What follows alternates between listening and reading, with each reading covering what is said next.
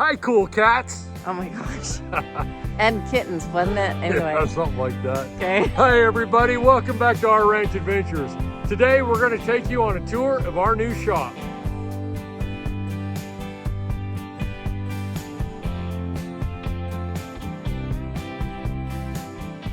All right, so I was a little bummed I couldn't be out here when the building was going up, but Tony was able to be out here. Unfortunately, I had this thing called a job that I couldn't get away from. I have a job too. But I couldn't work remote like you. So anyway, I couldn't get away for the building, but we're super excited. This thing went up in 2 days. Let's go take a look. All right, so starting on the outside of the building, we have 3 bay doors. This one right here is a 12-foot wide by 10-foot tall, and it has a chain hoist on the inside to raise it. So I can't open this door from the outside. These other 2 doors are 10-foot by 10-foot. They have a different latching system. They're lighter, so they don't have the chain hoists. So we just have to slide these little doohickeys over. Sliding the doohickeys over, technical term.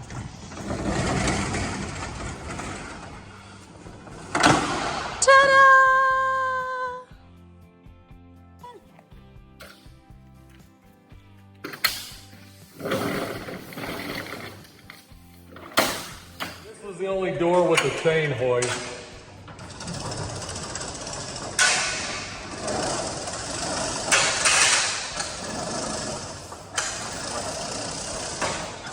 We only opted for 1 chain hoist. Ideally, we would have all of them, but the cost between a chain hoist and a regular door is quite a bit. Yeah, so the chain hoist door is more than double the price of the other doors.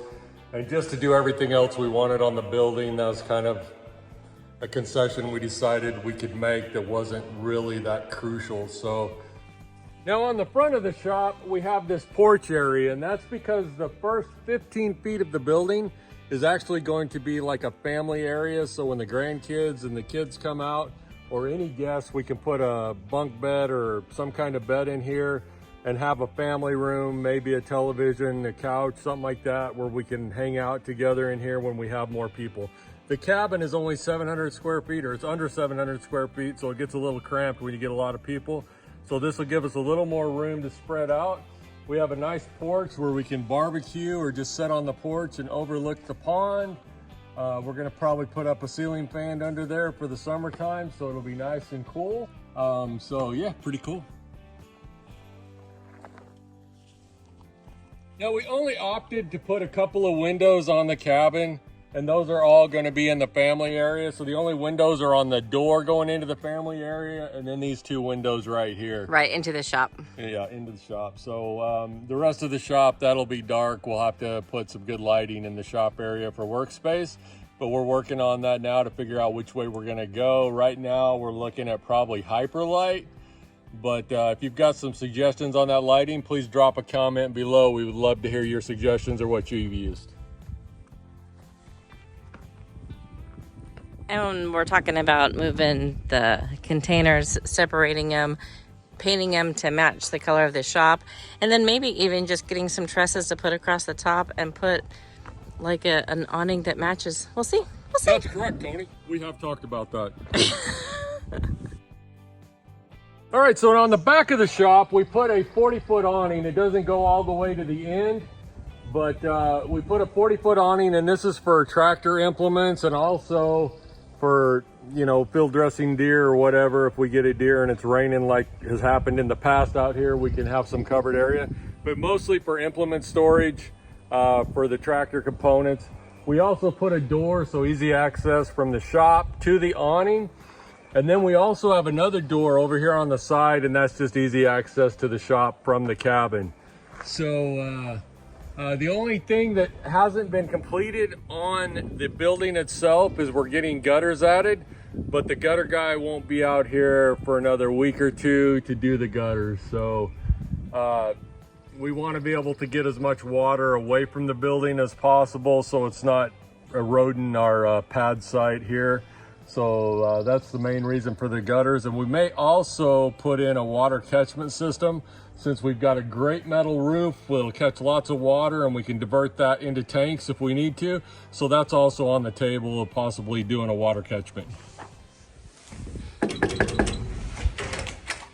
Well, hello there.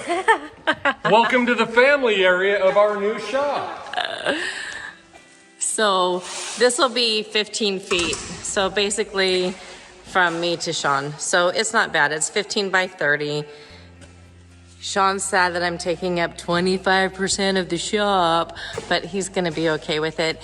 The other thing we're gonna do is build a mezzanine level. So just probably right here above the door on this level, then it'll go all the way around. Yeah. So that'll go all the way up and over, and that will just be a mezzanine level full of storage. He can put his hunting gear and totes and Christmas decorations and holiday decorations and fun lighting and a disco ball. Dream on. But that will be storage. So the plan is to put the spray foam insulation. Yeah, these are 2.5-inch tubular tubes. That's why they're tubular, is because they're tubes. And one thing we just learned, and I haven't done a lot of research on it, but apparently there's a guy that can come in and actually spray the foam inside these and not cover these. We've seen some pictures and it looks really good, because sometimes when they come in, they just shoot everything, cover your tubes, and it just doesn't look as smooth, doesn't look as good. But my only concern is how that's going to affect the insulation within the building, since these don't have any insulation on them. But I also think that these also contribute some insulating factor. So if you got any thoughts or insight on that, please drop us a comment as well. But it looks super sharp when the spray foam is just inside the tubes and you still have the silver showing through.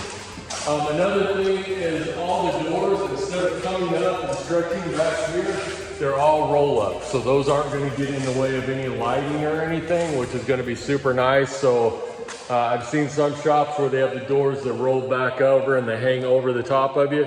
If you have any lighting in this area, they're going to block them, create shadows and stuff like that. With the roll-ups, we shouldn't have any shadow issues. Right now, I'm thinking we're probably going to be adding 2 rows of lights, probably 6 to 8 lights in just the shop area. That doesn't include the family room area.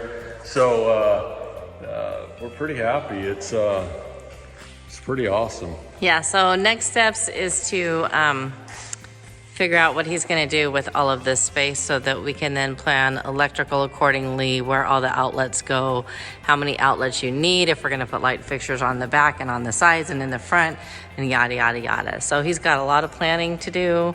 And yeah. So the next step actually inside the shop will probably be spray foam. And we've heard different opinions on whether you should run your electrical first or your spray foam first. And there seems to be a lot of people that are very one way or the other.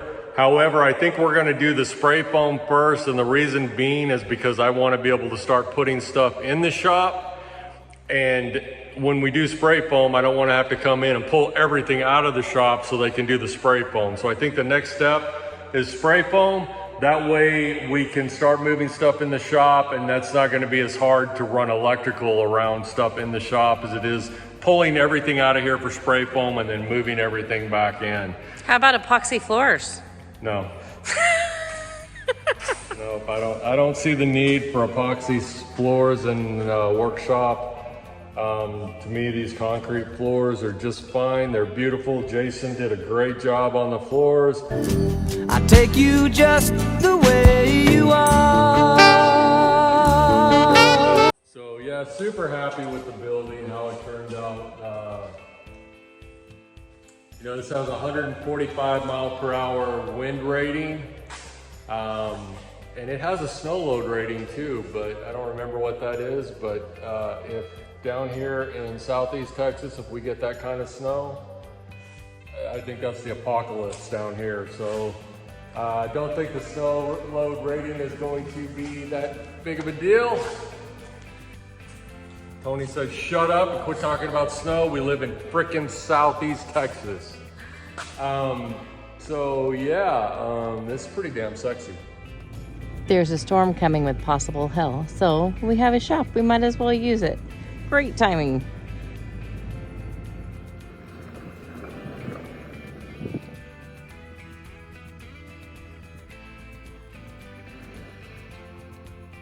I'm a little nervous. Me too.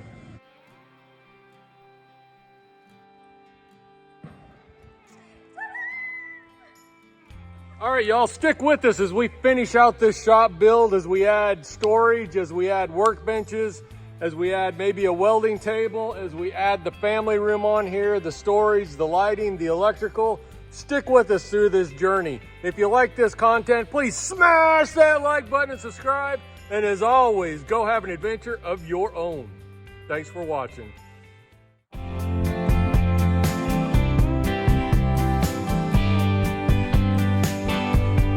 So today's like a 90% chance of rain all day, and so we haven't started anything, and the radar keeps saying, okay, it's gonna rain in 30 minutes, it's gonna rain in 20 minutes. So every time we look at getting started on something, we say, oh, but it's gonna be raining in 20 minutes, and then nothing ever happens.